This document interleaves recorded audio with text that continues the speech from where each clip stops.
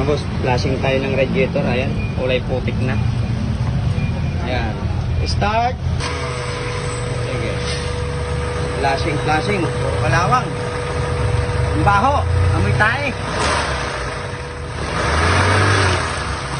Ayan, baka ganyan na yung tubig sa radiator nyo at sa makina nyo. Agapan nyo na po, i-flashing nyo na. Yan na po yung pagmumula ng overheat. Ayan yung magbabara sa mga daluyan ng tubig sa radiator. Ayan, kaya kita nyo, sobrang putik ang baro na. Ito rin, be. Ngayon, talunaw na natin. Kulant, nasaan yung kulant pa rin? Kulant. Mo kulant.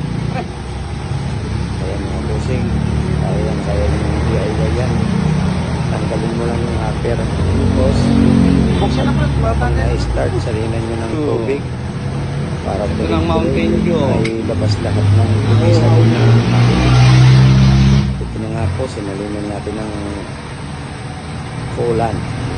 Maganda po sa radiator at sa makina po yan. Yan yung naglagay ko ng wheels, 2 litro.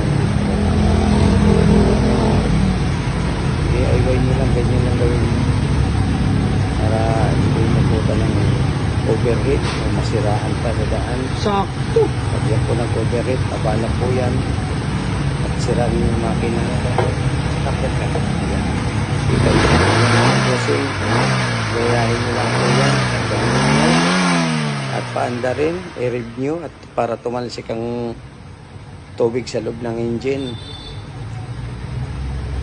Yan, simple lang. Basic Ayan, lang baka na mga lang bossing mineral. para malagaan na fresh yung makina nyo. Hindi mag-overheat.